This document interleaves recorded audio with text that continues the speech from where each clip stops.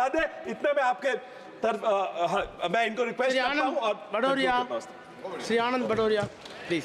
सभापति महोदय, कहाँ तो तय था चिरागा हर एक घर के लिए, कहाँ चिराग मयस्सर नहीं शहर के लिए। बकौल भारतीय जनता पार्टी आर्थिक नीतियों पर दुनिया के सामने तो हम बड़े हो गए हैं, लेकिन बड़ा भारत माने आप क्या समझते हैं? बड़ा भारत माने बड़े लोगों का भारत या गरीबों का भारत? मैं सत्ता पक्ष के तमाम लोगों को सुन रहा था। अगर गरीबों का भारत है तो फिर गरीबी क्यों है, महंगाई क्यों है, बेरोजगारी क्यों है, भुखमरी क्यों है? सत्ता पक्ष के लोग कह रहे थे और पूर्ववर्ती सरकारों पर आरोप भी लगा रहे थे कि 100 में 15 पैसा जाता था। अब जब 100 में 100 पैसा जा रहा है तो देश के हालात ऐसे क्यों है?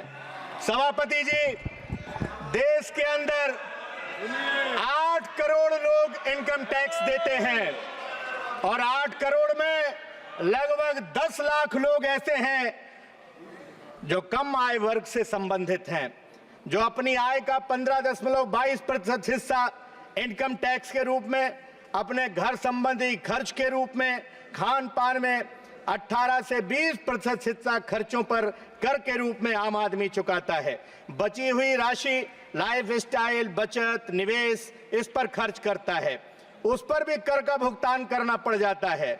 इस प्रकार एक मध्यम वर्ग व्यक्ति को 50 से 55% प्रतिभाग कर के रूप में करना पड़ता है, यानी वो प्रभावी रूप से 45-50% आय ही स्वयं पर उपयोग कर पाता है।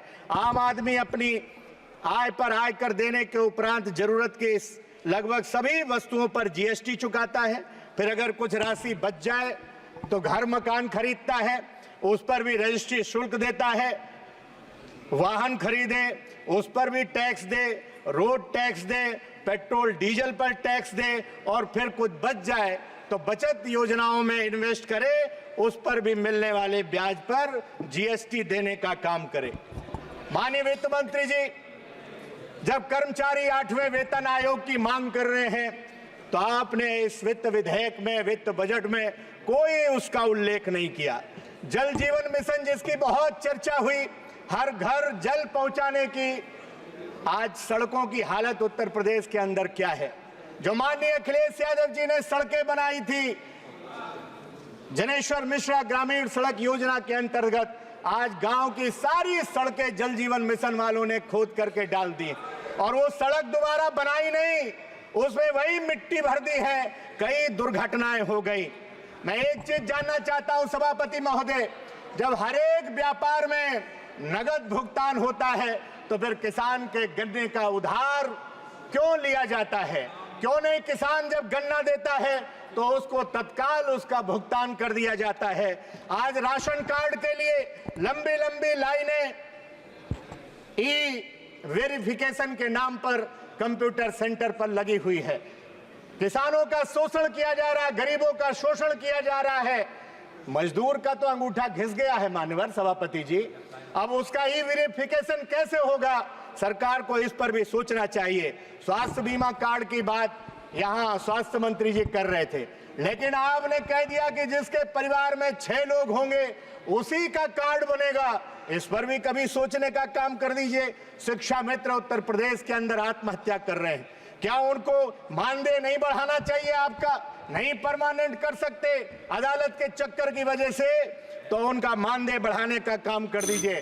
टेलीकॉम, सभापति जी जस्ट कंक्लूड कर रहा हूं, वैसे तो अभी हमारी पार्टी का समय है लेकिन 2 मिनट में, इसलिए टेलीकॉम कंपनियों ने बीएसएनएल को छोड़ दीजिए तो सारी कंपनियों में, क्या आप नहीं कह सकते थे कि आनंद फानन में इतना क्यों रेट बढ़ा दिया गया? मैं उस रेट को वापस लेने की मांग करता हूं। सभापति महोदय, पुलिस ड्यूटी के 8 घंटे किए जाएं और पुलिस को भी छुट्टी देने का काम किया जाए, ये मैं मांग करने का काम करता हूं।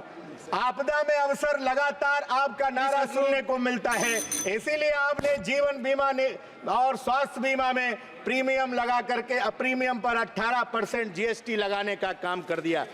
माननीय सभापति जी, आर्थिक सर्वेक्षण में से स्पष्ट है कि देश में मांग सृजन होना चाहिए, इसलिए कृषि, ग्रामीण विकास, एमएसएमई तथा मैन्युफैक्चरिंग पर बिना ध्यान दिए ये संभव नहीं है और पेट्रोल डीजल पर भी जीएसटी के दायरे में लाने का काम करना चाहिए, जिससे आम आदमी को कम से कम राहत मिल Thank you. सके। जो अनक्लेम्ड Thank you, रकम thank पड़ी you. हुई है Please, 78,213 Minister crore has to give reply, रुपए और please. बैंक में जो कम पैसा रखने पर 8,300 करोड़ रुपए पड़ा हुआ है, उससे कम से कम किसानों का कर्जा माफ कर दीजिए। लेकिन मैं जानता हूं सभापति जी, ये ऐसा नहीं Thank करेंगे, क्योंकि इन्हें उद्योगपतियों का कर्जा माफ करना है, इन्हें पोत किसी एक आदमी को देना है, इन्हें एयरपोर्ट भी उसी उद्योगपति को देना है, इन्हें बिजली भी उसी उद्योगपति का सौंपना है, क्योंकि आगे आने वाले दिनों में जब वो उद्योगपति चाहेगा तो देश ठप कर देगा।